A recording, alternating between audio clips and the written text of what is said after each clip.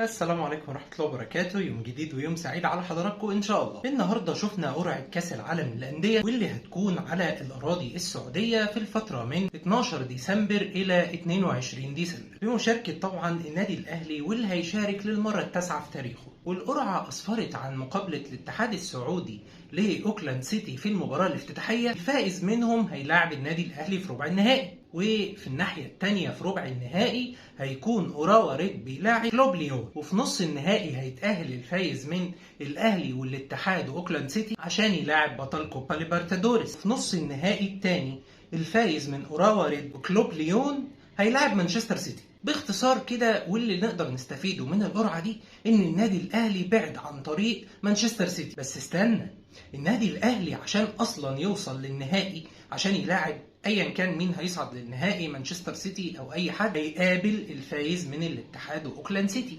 وكمان هيلعب نص نهائي مع حد تاني. فاصلا عشان ما نسبقش الاحداث، هو ايه اصلا تاريخ مواجهات النادي الاهلي مع الاتحاد او مع اوكلاند سيتي؟ التاريخ بيقول ان الاهلي لاعب الاتحاد السعودي 3 ماتشات، وبسم الله ما شاء الله والله ينور، النادي الاهلي خسر ال3 ماتشات من الاتحاد السعودي. الاتحاد قدر يسجل في مرمى النادي الاهلي 5 اهداف، والنادي الاهلي ما قدرش يسجل غير هدفين في مرمى الاتحاد السعودي. ده غير فرقتهم دلوقتي اللي فيها بنزيما وكانتي وفابينيو، ده غير اصلا اللي كانوا موجودين فيها قبل كده اللي هم كورنادو ورومارينيو وحمد الله. فربنا يستر يعني من مواجهتهم. بس انا متفائل ان احنا لو دخلنا قابلناهم وهم حاسين ان هم احسن مننا وحاسين ان هم هيفوزوا علينا بنتيجه كبيره، ممكن نعمل معاهم مفاجاه ونبغتهم زي ما عملنا في الهلال بالظبط. طيب لو حصل وتاهل اوكلاند سيتي، التاريخ بيقول ان احنا لعبنا اوكلاند سيتي في كاس العالم للانديه مرتين، بسم الله ما شاء الله علينا قدرنا ان احنا نفوز المرتين، مره 2-0 ومره 3-0، واوكلاند سيتي ما قدرش يسجل فينا ولا هدف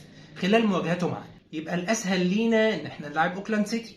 بس برضو انت تخليك مستعد ان انت تواجه اي حد. المباريات في كاس العالم للانديه توقع منها اي حاجه وتوقع اي حاجه تحصل، اهم حاجه انك تكون مستعد كويس جدا لاي فريق تواجهه. تخليك فاكر ان انت النادي الاهلي بطل افريقيا، وبطل افريقيا لا يهاب احد. في النهايه بنتمنى التوفيق للنادي الاهلي امام اي حد يلعبه. وبكده نكون خلصنا الفيديو بتاعنا النهارده. يا رب الفيديو يكون عجبكم، ولو عجبكم ما ننساش نعمل لايك وفولو للصفحه على الفيسبوك، ولو بتتابعوني على اليوتيوب ما تنسوش الاشتراك في القناه ولايك للفيديو عشان نقدر نوصل لاكبر عدد من الناس. سلام.